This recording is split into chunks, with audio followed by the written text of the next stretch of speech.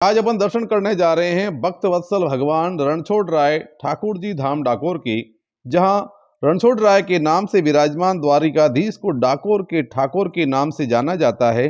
डाकोर का धाम गुजरात में अहमदाबाद से 75 किलोमीटर और बड़ौदा से 45 किलोमीटर की दूरी पर स्थित है। जहां तक डाकोर की भूमि की पावनता और पवित्रता की बात करें तो प्रभु श्री राम, प्रभु श्री कृष्ण, प्रभु श्री शिव शंकर भोलेनाथ और मैया पार्वती सभी देवों ने अपने पावन चरणों से इस भूमि को पवित्र किया है। अपन इस मंदिर के सामने पहुंच चुके हैं। ये बाहर का दृश्य है। चलो दर्शन करते हुए अपन यहाँ की हिस्ट्री के बारे में भी जानेंगे। जय रणछोड़।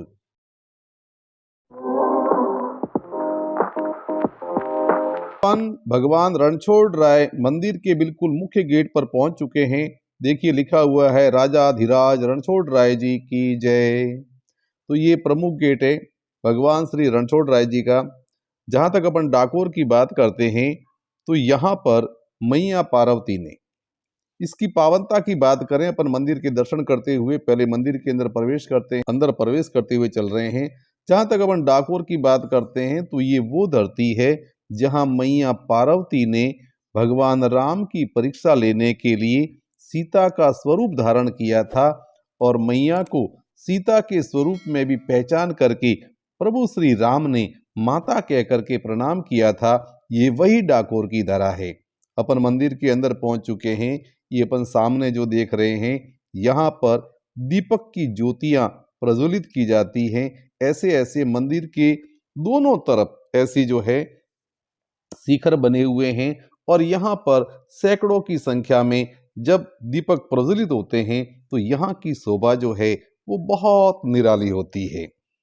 अपन मंदिर परिसर के अंदर भ्रमण कर रहे हैं और अभी अपन सामने जो देख रहे हैं ये वो जगह है जहाँ पर कि प्रभु के लिए भेंट इत्यादि कोई भाविक देना चाहता है तो यहाँ पर भेंट को स्वीकार किया जाता है। इसके अलावा इसी के जस्ट पास के अंदर अपन जो देख रहे हैं यहाँ पर ये सारणी लगी हुई है कि ये मंदिर कब कितने बजे खुलता है, कितने बजे बंद होता है। अपन इस सारणी के माध्यम से इसकी पूरी जानकारी प्राप्त कर सकते हैं। मंदिर के विषय में और अपन जानने का प्रयास करते हैं तो जैसे जैसे इस डाकोर के बारे में अपन आगे बढ़ते हैं तो ऐसा बताया जाता है कि भगवान श्री कृष्ण भी यहाँ पर पांडवों के साथ में आए थे और यहाँ पर एक छोटा सा तालाब था। इस छोटे से तालाब को भीम ने अपनी गदा के प्रहार से एक विशाल कुंड बना दिया था, जिसको आज की तारीख के अंदर गोमती कुंड के नाम से जाना जाता है। ये अपन भ्रमण कर रहे हैं। अपन मंदिर के परिसर के अंदर सामने देखिए भेंट बड़े अक्षरों में लिखा हुआ है, जिसको अपन आसानी के साथ में पढ़ सकते हैं। ये मंदिर का अपन मंदिर के विषय में अगर बात करें तो मंदिर के अंदर दो दिशाओं से प्रवेश दिया जाता है, एक तरफ पुरुषों के लिए, एक तरफ महिलाओं के लिए। अपन सुबह सुबह बहुत जल्दी ही मंदिर के अंदर हम लोग पहुंच गए हैं तो अभी इतनी भीड़ भाड़ नहीं है। आसानी से अपन चारों तरफ घूम करके यहाँ पर दर्शन कर सकते हैं। जहाँ तक इस डाकोर की बात करते हैं, द्वापर युग के अंदर यह एक वीरान जंगल था और यहाँ पर एक डंक मुनि थे जो यहाँ पर तपस्या किया करते थे। डंक मुनि की तपस्या से प्रसन्न होकर के भगवान शिव जो हैं शिवलिंग के रूप में यहाँ पर प्रकट हुए थे, जिनको डंकेश्वर महादेव के नाम से जाना जाता है। कालांतर के यह डंकपुर और अब डाकोर के नाम से विख्यात है। डाकोर गुजरात के खेड़ा जिले की ठासरा तहसील में स्थित है।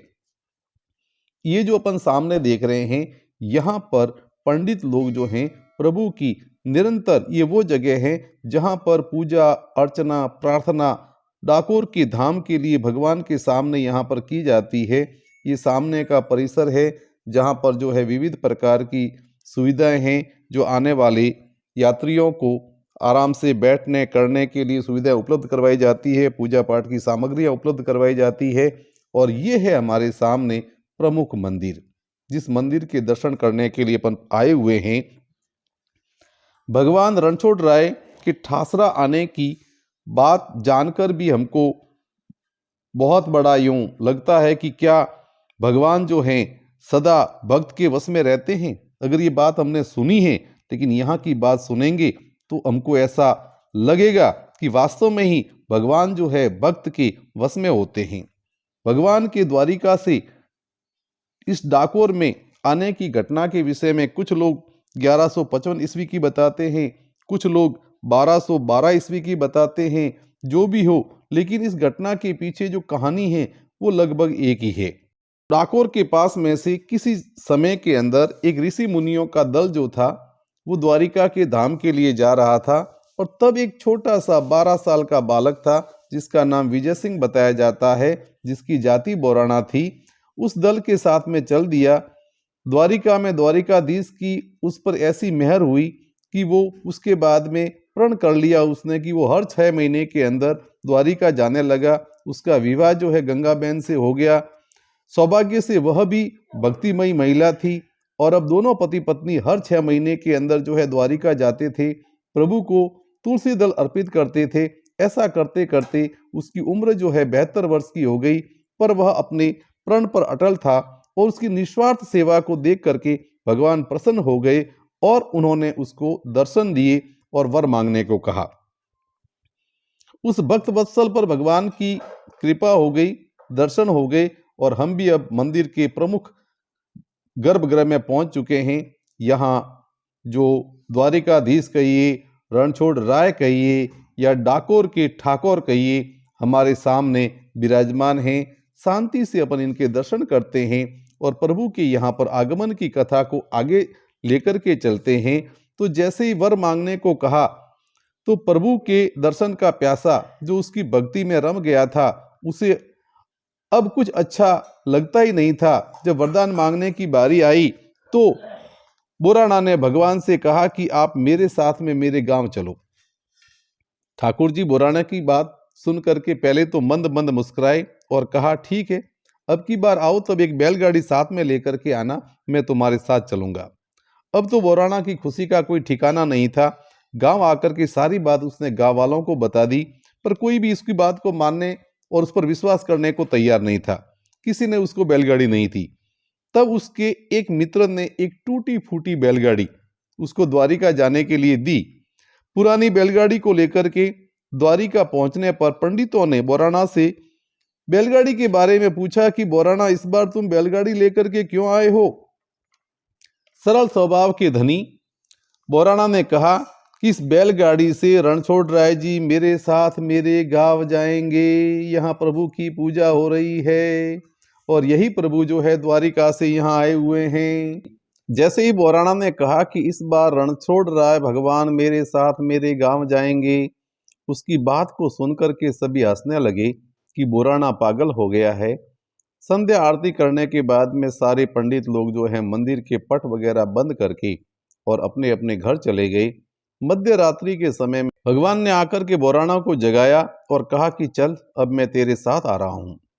कुछ दूरी पर चलने के बाद में, क्योंकि बैलगाड़ी पुरानी थी, ढंग से चल भी नहीं रही थी, भगवान कृष्ण जो है स्वयं द्वारिकाधीश जो है बोराणा के सारथी बने और कहा कि ला, मैं तेरी बैलगाड़ी चलाता हूँ।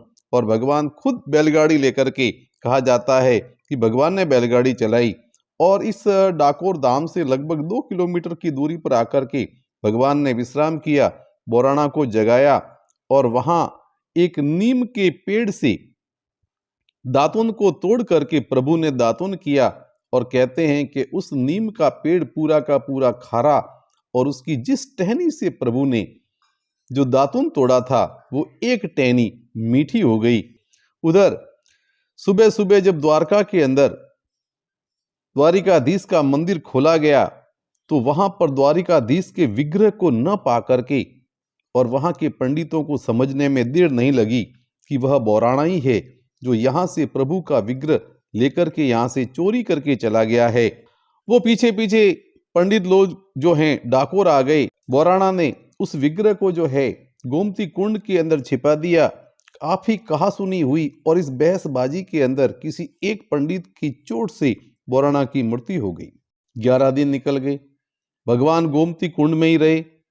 उन पंडितों ने अब उस विग्रह को प्राप्त करने के लिए वहां पर उपवास रख लिया। तब गंगाबाई ने जाकर के भगवान से निवेदन किया कि हे प्रभु, मेरे पति तो आपके धाम को चले ही गए हैं और अब इसमें से अगर किसी पंडित की देह निकल गई, किसी पंडित ने देह का त्याग कर दिया, तो मुझे यहाँ पर ब्रह्म हत्या का भी पाप लगेगा। और तब जाकर के प्रभु ने गंगा देवी से कहा कि तुम एक काम करो कि इन पंडितों को जाकर के ये बात बताओ कि प्रभु ने कहा है कि 6 महीने के बाद में द्वारिका के अंदर सावित्री कुंड के अंदर मैं स्वयं प्रकट हो जाऊंगा। तुम उस विग्रह को लेकर के और द्वारिका के अंदर स्थापित कर लेना।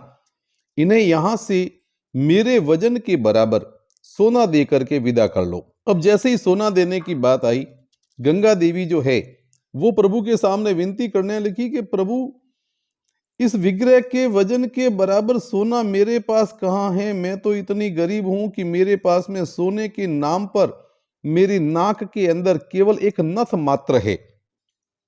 यह सुनकर के भगवान ने कहा कि तुम तो जाकर के ये शर्त उनके सामने रख दो, उसके बाद में तुम सब कुछ मेरे ऊपर छोड़ दो, जो होगा सब अच्छा ही होगा। प्रभु की बात को सुन करके उसने ये प्रस्ताव जाकर के उन पंडितों के सामने रखा। काफी बहस होने के बाद में और अंततः जाकर के ये निर्णय हुआ और वो सोने को लेकर के जाने के लिए तैयार हो गए। जब प्रभु के विग्रह को लाकर के तराजू के अंदर जिस पलड़े में रखा गया, तो जिस तरफ नथ रखी गई थी वो नथ का पलड़ा भारी और प्रभु का विग्रह हल्का हो गया।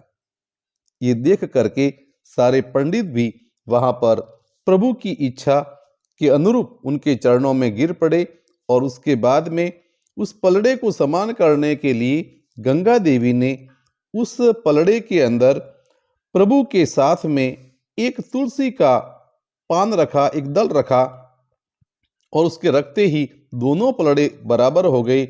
और इस प्रकार प्रभु इच्छा का सम्मान करते हुए सारे पंडित पुनः द्वारिका लौट गए और यहाँ पर उस विग्रह का बड़े धूमधाम के साथ में यहाँ उनको विराजमान किया गया। और तभी से आज तक ये भक्ति की अविरल धारा जो है डाकोर में बहती रही है। बोलिए भगवान रणछोड़ राय की जय, द्वारिकाधीश की जय।